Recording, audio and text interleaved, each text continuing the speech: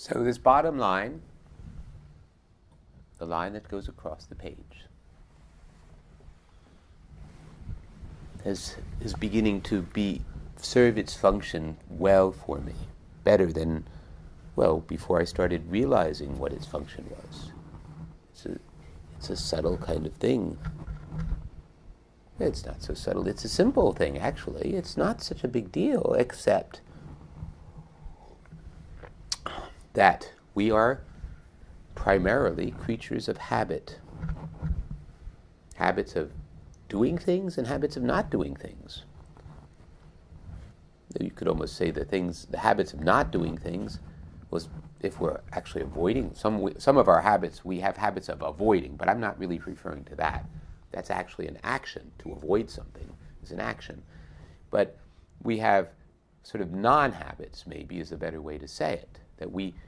There are things we sort of don't do because we're doing sort of our normal stuff. I mean, we're just kind of, well, let's say, is breathing a habit? Is going to the bathroom a habit? No, these are things we just have to do. We just do them. But exactly when do we do them? How do we do them? We either just do them the way we do them, or we have some intentionality that we apply to our technique. We say to ourselves, for example, that whereas Westerners haven't known this for very long, Easterners, especially the more spiritual of the Easterners, have known for a long time that breathing is something that is nearer to God than anything else, really, for us. What could be more central to life than breathing? And how we breathe can have an effect on that which is so fundamental, elemental to our lives. Oxygen is an element. It gets down to that. What is life without oxygen? Well, it could exist it's conceivable that there are planets out there that are methane based, and well, even methane has oxygen in it, but whatever, it doesn't matter. It's conceivable that life could exist without oxygen. I guess trees, no, they have carbon dioxide. I mean, there's oxygen and CO2, right? There's twice as much oxygen as there are carbon molecules. So it's just a different form of oxygen. Oxygen is the drug of choice of billions. It's more than choice. We are completely addicted to it. So how do we choose to ingest our oxygen, the drug to which we are most addicted?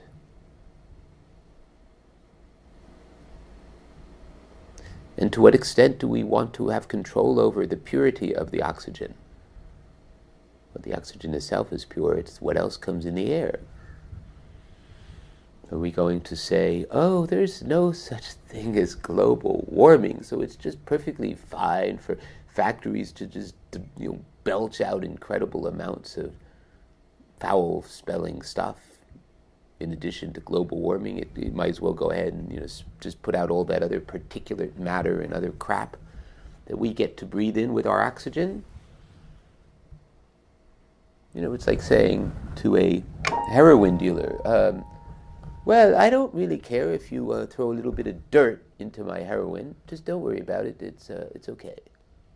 It's a hoax that dirt off the street mixed in with my heroin is going to be a problem. Don't worry about it. The Heroin and Dealers Association has a lobby, in Washington, saying that we really shouldn't have regulations about throwing dirt that you just happen to come across on the street into the heroin that you're selling. It's fine. Don't worry about it. It's the lefties that say that there should be regulations on the quality of additives to heroin.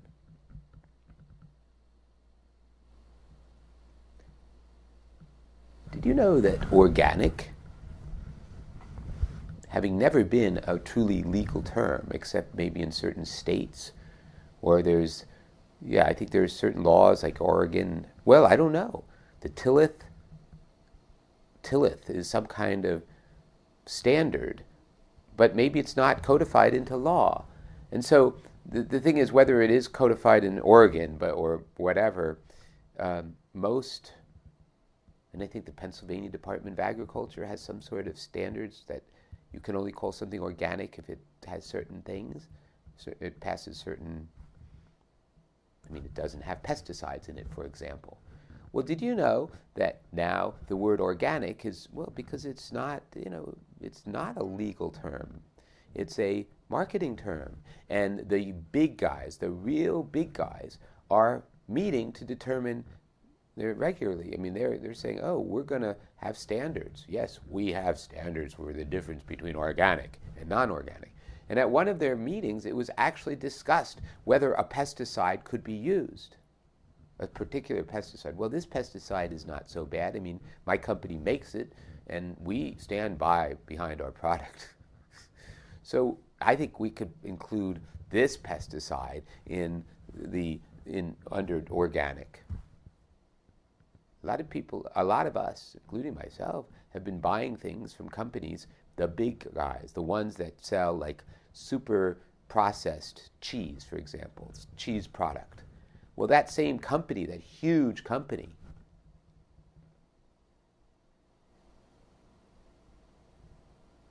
has a lot of they're selling a lot of food that's called organic.